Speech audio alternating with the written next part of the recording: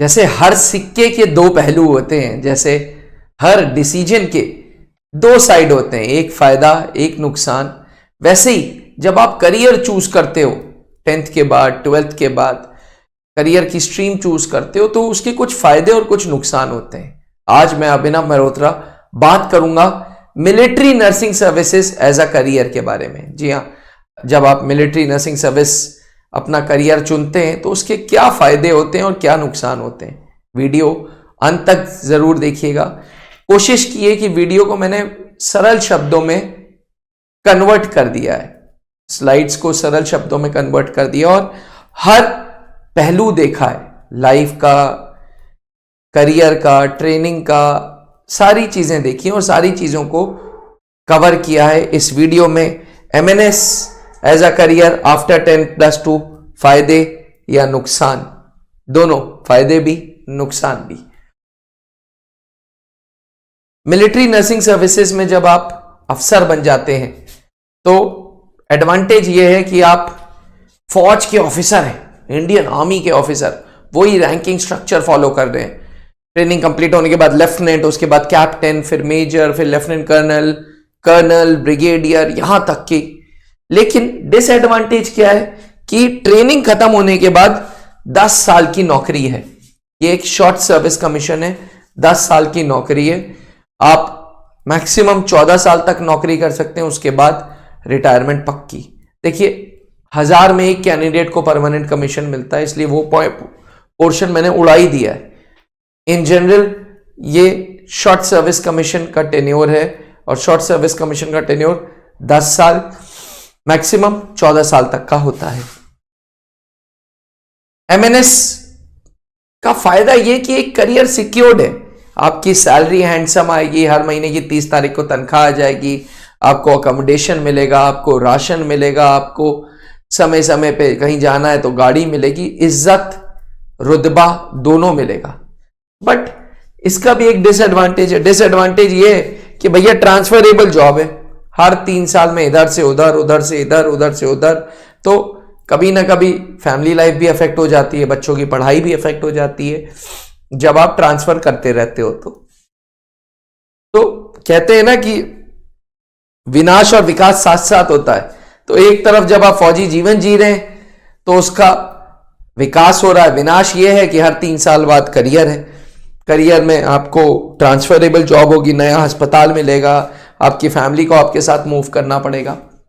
तीसरा, कहीं ना कहीं इंसानियत का काम है यार ये, आप देश के लिए कुछ कर रहे हैं, आप वुंडेड सोल्जर्स के लिए कुछ कर रहे हैं, आप फौजियों के लिए कुछ कर रहे हैं, उनके परिवारों के लिए कुछ कर रहे हैं, कुछ अच्छा काम कर रहे हैं। वहीं डिसएडवांटेज ये है कि आपको UN पीस कीपिंग मिशन के लिए भी जाना पड़ सकता है। UN peace keeping mission Congo में होते हैं, अफ्रीकन कंट्रीज में होते हैं, और उन दिनों जब आप जाएंगे 3 साल आप अपने घर वालों से दूर रहेंगे, किसी प्रकार की कोई भी जिसे कहते हैं कि फैमिली से कनेक्शन व्हाट्सएप और वीडियो कॉल के द्वारा ही रह पाएगा, क्योंकि आप फॉरेन कंट्री में। UN पीस कीपिंग मिशन आज इंडिया के सबसे ज्यादा सोल्जर्स कंट्रीब्यूट करता है UN पीस कीपिंग मिशन के लिए।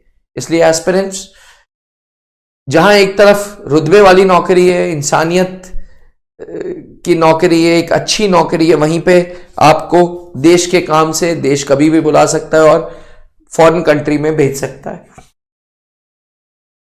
प्योर ऑफिसर रैंकिंग स्ट्रक्चर चलेगा, जैसे मैं बता रहा था, लेफ्टिनेंट, फिर कैप्टन, फिर मेजर, प्योर ऑफिसर रैंकिंग। लेकिन क्योंकि करियर 10 से 14 साल तक का ही है, इसलिए ब्रिगेडियर रैंक के ऊपर नहीं पहुंच पाएंगे। अब आप बोलेंगे कि अरे सर मैंने तो मेजर जनरल देखा था, तो भैया मेजर जनरल अगर आपने MNS में देखा था तो बिल्कुल सही देखा होगा, लेकिन वो मेजर जनरल जो हैं वो परमानेंट कमीशन वाली हैं।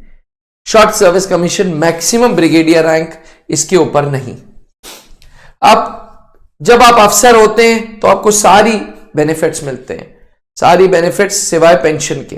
वहीं जब आप फौज छोड़ देंगे MNS, तो आप यहां तक कि फौज के किसी क्लब के मेंबर भी नहीं बन पाएंगे।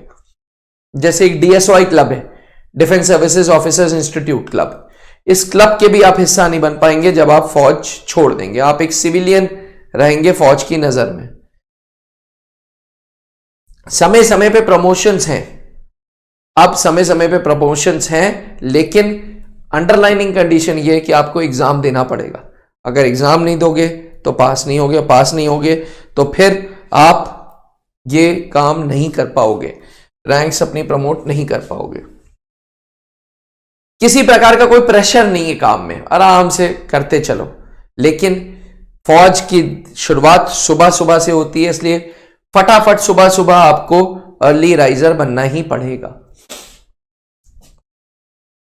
अगर हम एरियाज ऑफ वर्क समझें तो base hospital, military hospital, command hospital, research and referral hospital, इन सारे हॉस्पिटल्स में आपको पोस्टिंग मिलेगी। इसका फायदा ये कि आप फौजी सेटअप चार दीवारी के अंदर रहेंगे, पर नुकसान ये कि आपको मल्टीनेशनल हॉस्पिटल्स का एक्सपोजर नहीं मिलेगा।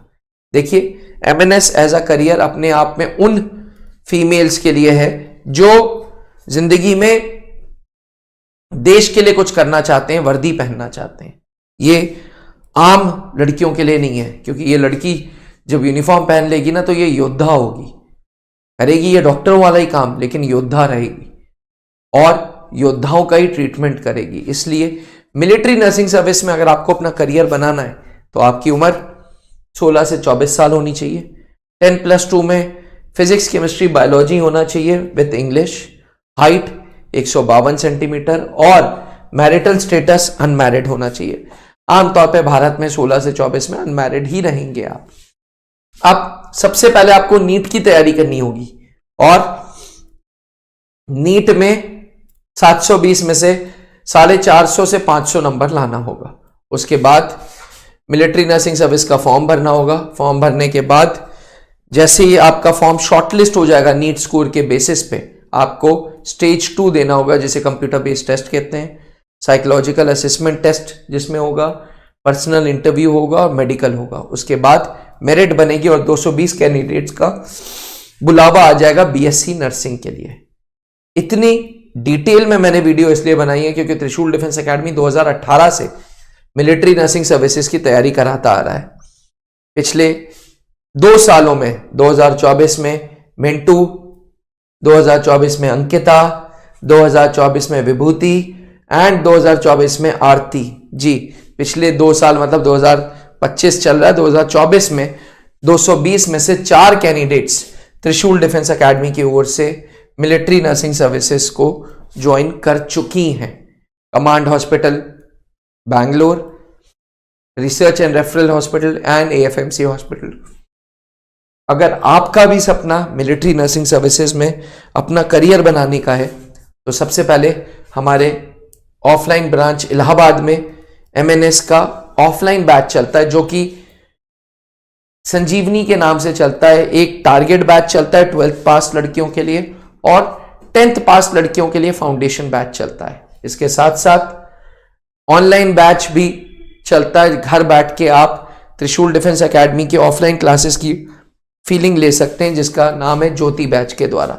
इन 2 बैचेस से आप अपना सपना मिलिट्री नर्सिंग सर्विसेज का पूरा कर सकते हैं। फिर भी अगर आपको कोई डाउट्स होते हैं तो ये रहा हमारा हेल्पलाइन नंबर 8400083030। आप फोन करें और मिलिट्री नर्सिंग सर्विसेज में करियर कैसे बनाना है मुझसे पूछें। एस्पिरेंट्स, जैसे कि मैंने वीडियो स्टार्ट होने से पहले बोला था कि हर सिक्के के 2 पहलू होते हैं, हर डिसीजन के 2 आउटपुट होते हैं, या तो वो डिसीजन सही होता है या खराब होता है।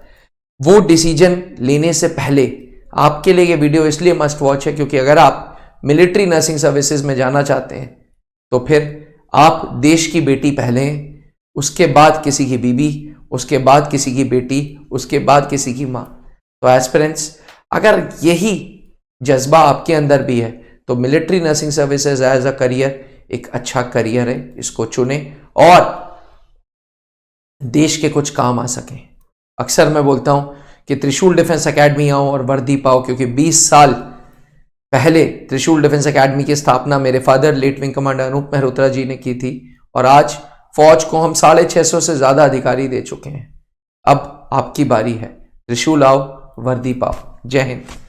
अब डिफेंस एग्जाम क्रैक करना हुआ और भी आसान। त्रिशूल डिफेंस एकेडमी लेकर आए हैं बिल्कुल ही एडवांस लर्निंग ऐप। तो आज ही ज्वाइन करें और स्टार्ट करें अपनी ऑनलाइन क्लासेस।